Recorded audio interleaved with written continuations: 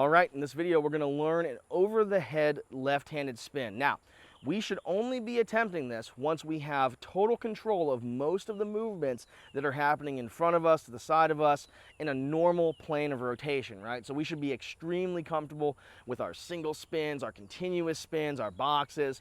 We need to have a strong foundation of comfort and control, because when we move over the head, things can get a lot more challenging. Now, if something were to happen and you feel mid-spin, oh my goodness, I don't think this is going to go quite right, I can tell you this right now: the safest place for you to be when we're learning over-the-head spins is directly below the rifle. Why?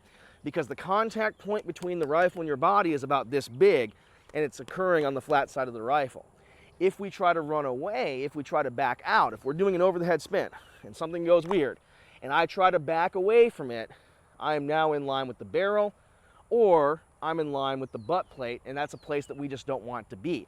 So the best thing that we can do, if at any point we're working this over the head single and we feel, oh no, the best thing we can do is take the rifle, find anywhere on that rifle, and dump it. In other words, we're going to take it and we're going to get rid of it so that the center of rotation moves as quickly as it can from us, so that we avoid either end of the rifle.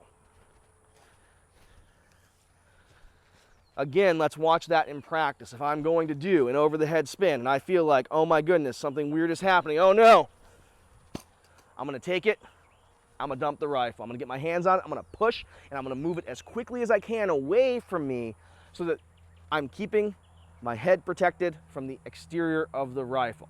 Now that we have that out of the way, let's learn this technique.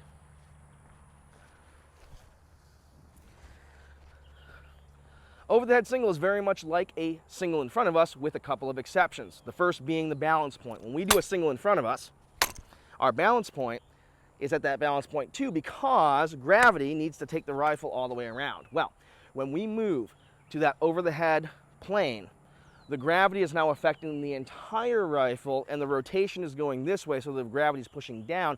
We no longer need that extra little bit of space to gain that momentum. So our balance point moves from here to here. Next major difference, usually when we prep down here, maybe you're keeping your hand here, but maybe you're letting it slide up so that we can have the maximum amount of rotational force on that rifle. We no longer need that force, again, because of the way the physics is working. Our hand remains at the small of the stock.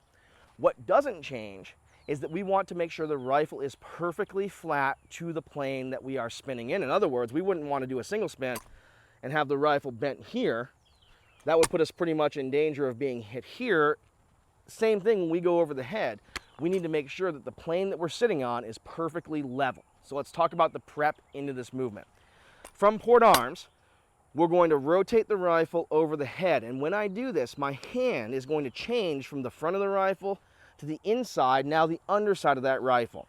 I'm going to move it from the top, maybe where it's hanging out at port arms, to that center balance point. And I'm going to place that balance point front to back in an area that I can both see and that feels comfortable with where I'm about to spin. In other words, it's not directly over my head. I want to be able to see my hand in contact with the center of the rifle at the point at which it's going to spin. We don't want to place that point so far forward that my arm is fully extended, nor so close to us that we can't see it. We want to find that happy medium, and that's going to be a little bit different for everyone. Next piece of the puzzle, barrel.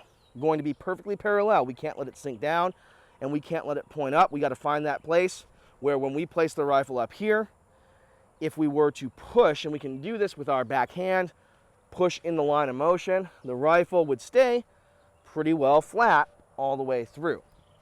That's our prep position over the head.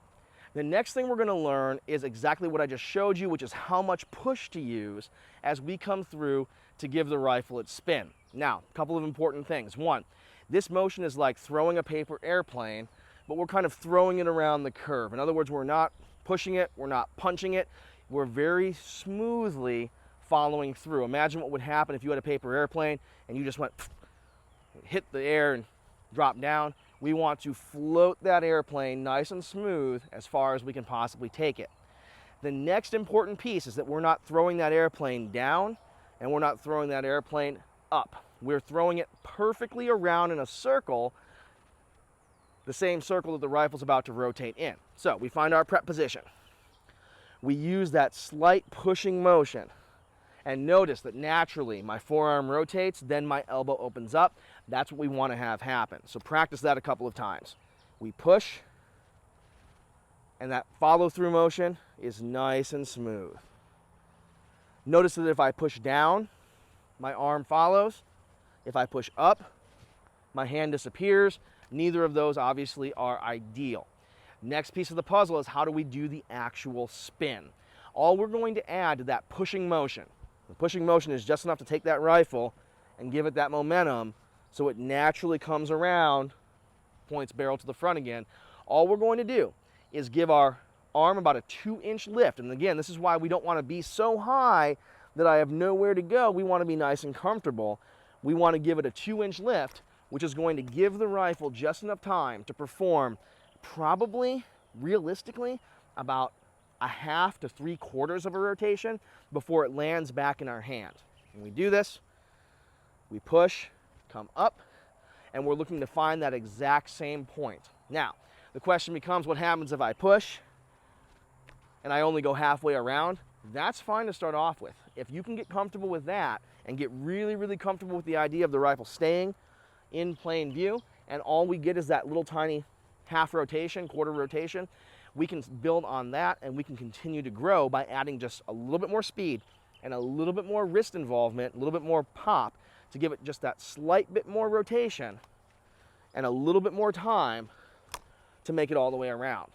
Once we have that down, we get our right hand back involved. And all that's going to happen here is it's going to find the upper hand guard as the rotation is complete. Almost instantaneously following the release of the rifle and the catch of the rifle with the left hand, we're going to pull the rifle back down to the front and we can reform to port from there. We can do that in such a way where as we go through, we stop, we pull, we pop, or we can blend those movements together such that the catch into the pull down is all one sweeping motion of the rifle, and we just redirect the momentum with our elbows coming down by our side. This is how I would get started with an over-the-head spin for a drill team.